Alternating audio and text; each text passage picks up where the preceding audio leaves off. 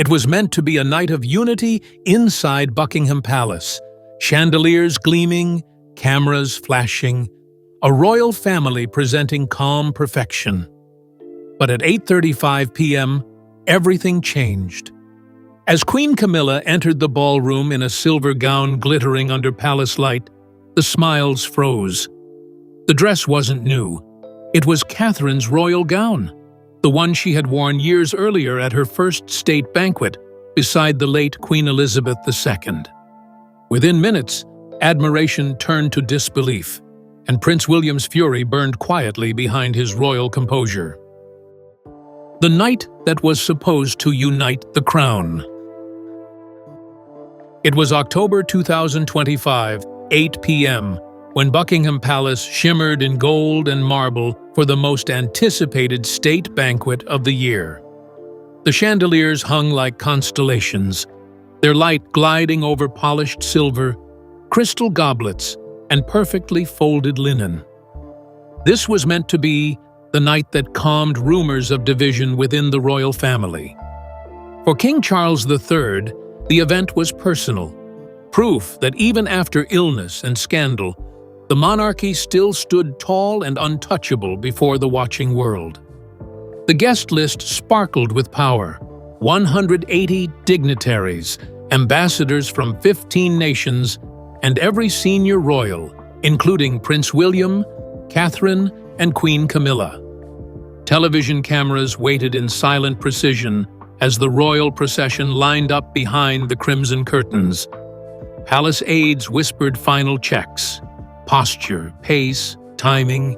Every second was choreographed, every smile rehearsed to symbolize unity. But behind the glitter, hearts carried unease. Even the orchestra sensed it, the quiet nervousness that rippled through the long hall. For months, whispers of cold distance between the royals had grown. Aides tried to silence speculation, but tension doesn't vanish under chandeliers. Tonight, appearances were everything. The family was expected to move as one, breathe as one, and look unshakably united. Yet, beneath that polished perfection, invisible cracks were widening. King Charles saw this dinner as the monarchy's message to the world, that the institution could outshine illness, scandal, and age. But as the first fanfare echoed through the ballroom at 8:32 p.m., none of them knew what was about to unfold. That one gown, one choice, would turn a night of unity into a storm that would shake Buckingham to its core. As the gilded doors opened and the royal procession began its stately march, the orchestra filled the air with strings and brass. The crowd rose, flashes from cameras reflecting like diamonds off silver plates. Every movement looked rehearsed, until the moment that made even the musicians falter. For when the king entered, the next figure to step through the archway would change the entire tone of the night. It wasn't the king who drew every eye, it was the queen who followed him. Camilla's entrance that stopped the room. At 8:35 p.m., Queen Camilla stepped forward under the glow of 1,000 crystal reflections. Her silver gown shimmered like moonlight, tailored, regal, stunning. For a heartbeat, admiration filled the hall. Then whispers began. The embroidery, the neckline, the subtle pattern of pearls, unmistakable. It was the same gown Catherine had worn at her first state banquet in 2016, a night once blessed by Queen Elizabeth II herself. The realization spread like electricity. Gasps rose from the front tables. Foreign ambassadors, royal aides, and even orchestra members exchanged uneasy glances. "That can't be," someone murmured. But it was. The Queen was wearing the princess's iconic gown, not a replica, not a redesign, but the very same creation from the Royal Collection archives. Every thread carried symbolism, every sparkle carried history. The air shifted from admiration to shock. The orchestra, mid-phrase, stumbled as violinists lost their rhythm. Silence thickened like fog. Guests hesitated between etiquette and disbelief. The royal photographers lowered their cameras, unsure whether to capture the moment or look away. To wear another royal's gown, especially one belonging to the future queen, was no accident in royal language. It was a statement. At the high table, the king smiled politely, unaware of the storm brewing beneath the chandeliers. But to those who knew the history, Princess Diana's legacy, the quiet tensions between Camilla and Catherine, and the fragile trust William maintained, this was no coincidence. This was defiance dressed in satin. The air never recovered from that moment. Conversations faltered. Even the candle flames seemed to shrink in the sudden chill. Eyes darted between Camilla's silver gown and the empty space at the entrance where Catherine had yet to appear. Every second stretched painfully long. The orchestra restarted its music, but the illusion of harmony was gone. And then, as the palace announcer called her name at 8:42 p.m., all attention turned once more to the woman whose dress had just been stolen. The frozen moment between two women. When Catherine, Princess of Wales, entered the ballroom, the room seemed to exhale and hold its breath again, all at once. Her blue gown, modern and understated, caught the light softly, a deliberate contrast to the silver spectacle worn by Camilla. But the calm in her eyes betrayed a flicker of disbelief. For Catherine, recognition came instantly. She had worn that silver gown 8 years earlier, on the night she first stood beside the late Queen Elizabeth II. Now, it shimmered on the woman once linked to her mother-in-law's deepest pain. Her expression didn't break. Her training never allowed it. A faint smile, a gracious nod, composure polished by years of discipline. Yet the cameras, unforgiving as ever, caught the single moment her gaze met Camilla's. No words, no gestures, just silence charged with history. Two women representing two eras, each aware that this wasn't about fabric. It was about symbolism, power, and place. Photographers froze mid-click, sensing the tension. The queen looked forward. The princess glanced away. Between them stretched a gulf of meaning, one holding the crown, the other holding the future. "It's like time stopped," one aide whispered later. You could feel every year of royal tension in that one look.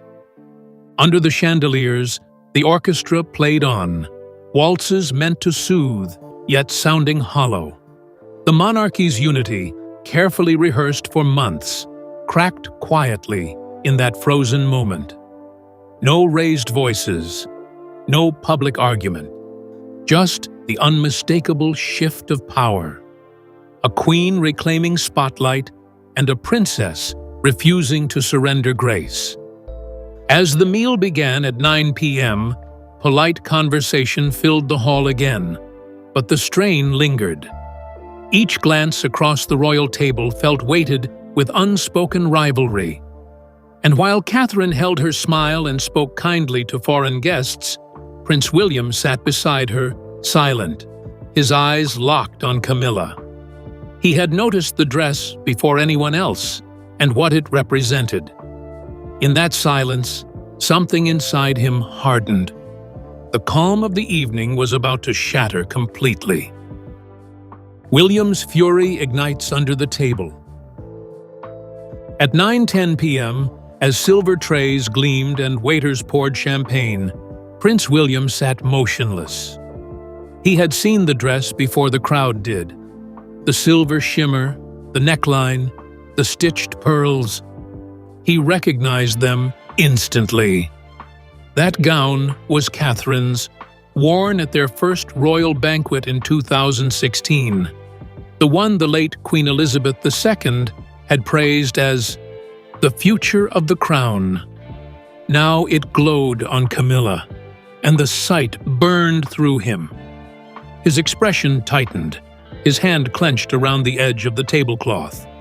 "Breathe," Catherine whispered beside him, her voice low, steady, but his pulse raced. To William, it wasn't about fabric, it was about respect. The symbolism was cruel. His wife's moment of royal arrival had been repurposed by the woman forever tied to his mother's pain. In that instant, dinner became unbearable theater. Across the table, courtiers pretended not to notice. A footman dropped a fork. The sound snapped through the silence. Camilla raised her glass to the cameras, smiling. To William, the gesture felt deliberate, a quiet taunt, gloved in civility. He whispered again, jaw set. "Unbelievable." Catherine reached beneath the table, resting her hand on his wrist.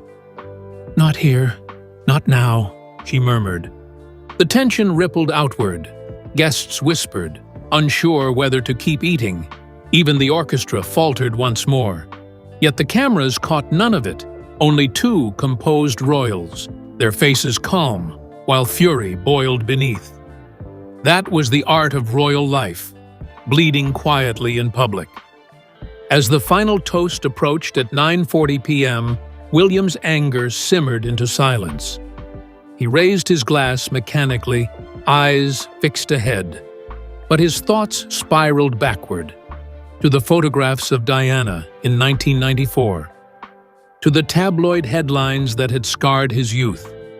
Every sparkle on Camilla's gown felt like a ghost returned. When the applause ended, Catherine leaned close and whispered, "We'll talk later."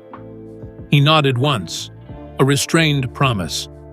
The storm had merely paused. It had not passed. The ghosts of Diana return. When William looked at Camilla under those palace lights, time folded. He saw his mother, Princess Diana, radiant and heartbroken, in the same rooms where whispers had once crushed her spirit. The silver gown revived every image he had fought to bury. Diana alone at a gala in 1989, smiling for cameras while pain filled her eyes. Tonight's scene echoed that memory. Another woman eclipsed by someone wearing borrowed light. Catherine spoke quietly to a visiting ambassador, her poise flawless. Yet William heard only the echo of his mother's laughter. Remembered the tabloids calling Camilla the real love. The insult of the gown felt like history mocking him. First my mother, he thought. Now my wife. The repetition was unbearable. To outsiders, the banquet remained elegant. Toasts continued, cameras flashed. But at the royal table, emotion thickened the air. William's throat tightened. He thought of Diana's funeral in 1997, of the two boys walking behind her coffin. For him, forgiveness had always been an unfinished prayer. When Camilla raised her hand to adjust her bracelet, Diana's old diamond set, gifted by the king in 2023, it felt like a ghostly punctuation. The symbolism was complete. William forced a smile for the cameras, but his eyes told another story. Beneath all the gold and chandeliers, a son silently relived his mother's heartbreak. Dinner ended at 10:15 p.m. with applause that sounded hollow. Guests drifted toward the corridors for coffee and formal goodbyes. William excused himself, his stride quick and purposeful. Catherine stayed behind, her calm masking worry. In the West Wing corridor, lined with portraits of monarchs, footsteps echoed. William's heavy with anger, another pair following lightly behind. Queen Camilla wasn't finished. What began as a silent rivalry across the table was about to erupt in words no banquet could hide. The corridor. Confrontation.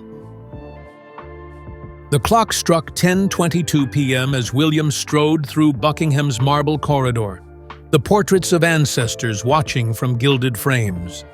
His fury was contained but visible. The tight jaw, the clenched fists. Behind him came the measured tap of Camilla's heels. "William," she called softly. He stopped, turned sharply. You knew that was Catherine's dress. His voice, low but trembling, carried down the empty hall. Camilla's chin lifted. "It's just a gown," she said evenly. "Royal garments belong to the crown, not to individuals." Her tone was icy politeness, but William's reply sliced through it. You knew what it meant. That gown was her first step into service. You made it mockery. She exhaled, unflinching. You cannot live forever in the past. We all move forward. The marble echoed her words like judgment. William's voice cracked, not in weakness, but grief. "You will never understand," he said. "You disrespected my wife, and my mother's memory." For a moment, silence. The ticking of a distant clock, the rustle of fabric. Then Camilla turned away, expression unreadable. William stood alone beneath the portrait of Queen Victoria, a figure painted in the same defiant poise. His breath came slow, steadying. The crown demanded control, but sons still bled. By 10:40 p.m., Catherine found him standing near the grand staircase, his anger cooled to exhaustion. "It's done," she whispered. "Let it go for tonight." He nodded but didn't speak. Somewhere in the distance, laughter echoed from the departing guests, hollow, detached. The palace lights dimmed, but the wound remained. Behind the walls of Britain's oldest dynasty, unity had cracked once more. And as the night closed, the quiet storm that began with one gown was far from over. A relationship built on fragile peace.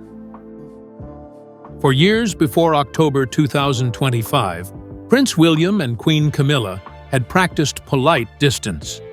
They shook hands at garden parties, exchanged brief smiles at Trooping the Color, and kept their words limited to duty. Beneath the surface, neither trusted the other. Their bond was built on royal obligation, not affection, a truce signed in silence. William had accepted her for the king's sake, not his own. "Respect the crown," Catherine often reminded him. "Not every crown-bearer." In private meetings through 2023 to 2024, they had managed small cooperation during King Charles's illness. Together, they fronted charitable events, careful to appear unified. But everyone inside Buckingham Palace knew it was brittle. Camilla's network of longtime courtiers still resented William's modern influence, while his team suspected her of press leaks and quiet maneuvering. The state banquet shattered that fragile calm. Wearing Catherine's gown was more than a misjudgment. It reopened a history William had buried since childhood. The corridor confrontation wasn't just anger, it was an ending. That night, as servants cleared the ballroom at 11 p.m., both sides retreated to separate wings of the palace. No apology came. The marble silence between them spoke louder than any argument could. By dawn, the palace glowed pale under London's October fog. Rumors already circled among staff. Words like dress, argument, and disrespect. William hadn't slept. Catherine's calm voice was the only thing holding him steady. "Let the morning decide," she said, "not the night." But outside those gates, the morning was already awake. Cameras waited, reporters gathered, and one misplaced gown was about to become a story far larger than anyone inside Buckingham imagined. Catherine's grace amid the storm. At 6:45 a.m., Catherine stood by the window of Apartment 1 at Kensington Palace, tea in hand, scrolling through headlines. Every paper showed the same photo, her serene smile across from Camilla's silver gown. "They've noticed," she murmured. William paced the room, phone buzzing with calls from aides. "It's everywhere," he said, voice heavy. "Every angle, every comparison." Catherine's reply was calm. "Then we answer with silence." She believed in measured dignity, the lesson the late Queen Elizabeth II had once told her in 2011. Grace lasts longer than outrage. Instead of fury, she chose composure. By 9 a.m., official palace statements began. A coincidence in wardrobe. Catherine refused to add a word. Her restraint became the contrast every commentator noticed. Where Camilla glittered, Catherine glowed quietly. Online, hashtags split. Queen Camilla against Princess Catherine. Yet sympathy tilted toward the latter. "She held her head high," one journalist tweeted. That afternoon, Catherine attended a scheduled meeting at a children's hospice in Surrey, smiling, shaking hands, refusing to acknowledge the noise. Cameras followed, expecting cracks. They found only calm. Behind her composure, William saw resolve. She wasn't just surviving a scandal, she was defining it on her own terms. By evening, social media had shifted tone. The narrative no longer centered on rivalry, but on restraint. Commentators praised Catherine's professionalism, calling her the steady future. Inside the palace, aides relaxed slightly. Though the king had yet to speak, William still simmered, but Catherine's example softened him. "We protect the crown best," she told him, "by never letting anger wear it." Her words would prove prophetic, for by sunrise, the private tension of a family had become a global conversation. The scandal breaks. At 7:10 a.m., October 5, 2025, the tabloids exploded. The Daily Mirror ran side-by-side images under the headline, "Camilla copies Catherine." The Times asked, "Accident or intent?" Within hours, television networks replayed the footage. Catherine entering in blue, Camilla glimmering in silver. Analysts dissected every glance, every pause in the music. The public loved the drama, but sympathies leaned toward the princess. By 10 a.m., palace phones rang non-stop. Press secretaries struggled to contain the storm. One issued a careful line. The Queen and the Princess share access to archival gowns. Any similarity is coincidental. It satisfied no one. Social media users noticed the year tag stitched into the dress's lining. 2016, proof it had been Catherine's. Inside, William's temper reignited. "They've humiliated her," he told advisors. Catherine, sitting beside him, whispered, "Let them talk. We'll outlast words." Her voice steadied the room. Even aides who once doubted her saw it. True royalty required calm under fire.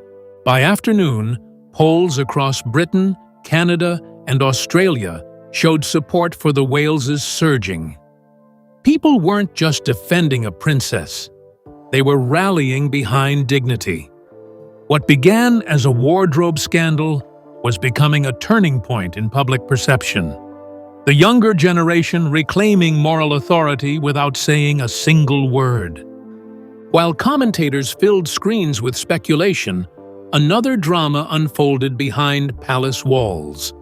King Charles III, recovering at Highgrove, received the morning reports. The headlines infuriated him, not the criticism of Camilla, but the exposure of division. "Unity cannot be rehearsed," he said quietly to his private secretary. Within hours, he summoned both households to a meeting at Buckingham Palace. The world had seen the fracture. Now the monarch would demand the repair, or at least the appearance of one. Echoes through the palace walls. The emergency meeting began at 4 p.m. inside the king's private audience room. Charles, pale but composed, addressed them both. "This family survives by restraint, not rivalry," he said. Camilla sat stiffly, hands clasped. William remained silent beside Catherine, whose gaze never left the table. For 30 minutes, courtiers waited outside, hearing nothing but muffled voices and the distant ticking of the 1897 palace clock.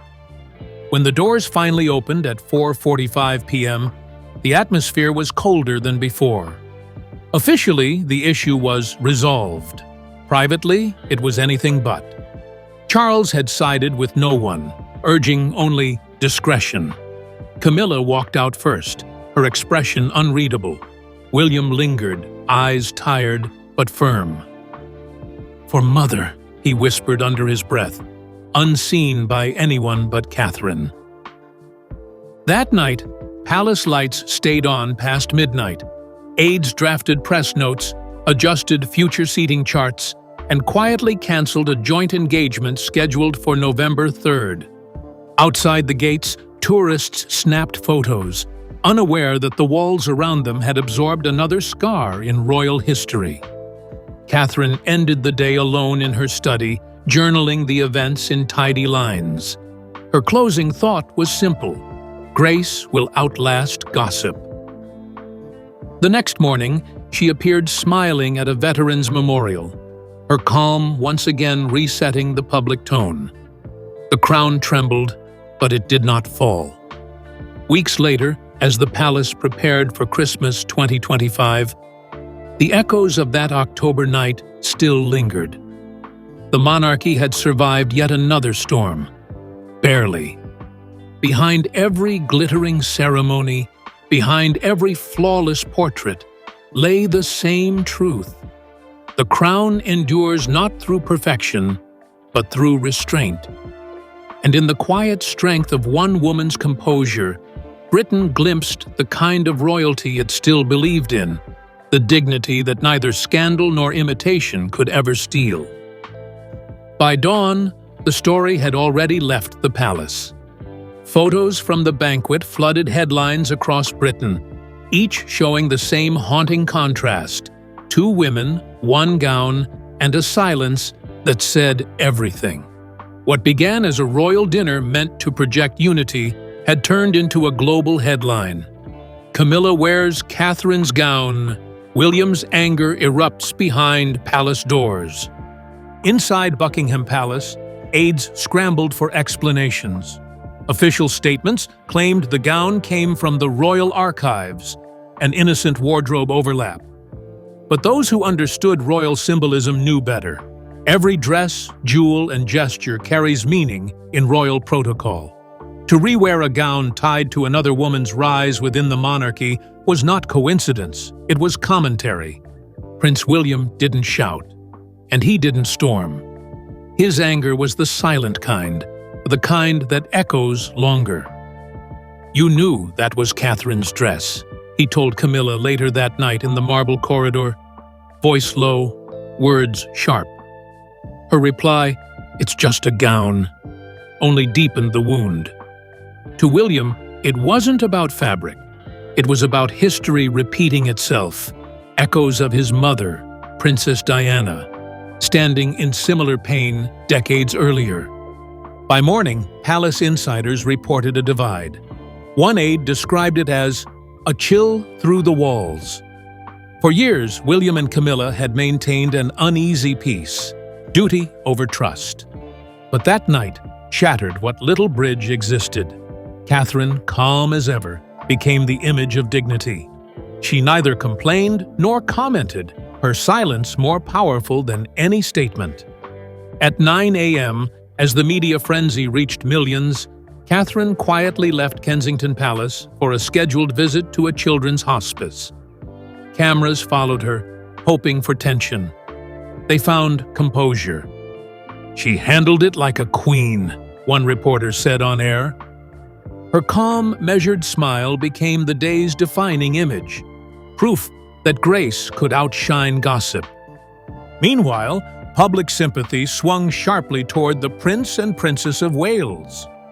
Online polls showed 68% of Britons siding with Catherine, calling Camilla's choice insensitive. Abroad, the images reignited old debates about the monarchy's inner fractures, the ghosts of Diana, the burden of history, the fragile balance between past and future. Behind closed doors, King Charles III ordered silence. Unity must appear intact, he told staff. Yet even he knew what the cameras had captured. Not rebellion, not scandal, but a split second of raw human emotion beneath royal polish. By the week's end, the storm had quieted, but not forgotten. The monarchy survived, as it always does, wrapped in ritual and restraint. Still, whispers lingered. "He looked at her," one courtier said of William, "and saw his mother's pain all over again." Catherine never spoke of the dress again. Her only comment, shared privately with an aide, was simple: "Grace always leaves a longer shadow." And so it did. In a palace built on centuries of ceremony, one night's fashion became a symbol of everything the crown hides: pride, rivalry, and the quiet strength of a woman who, once again, chose dignity over drama.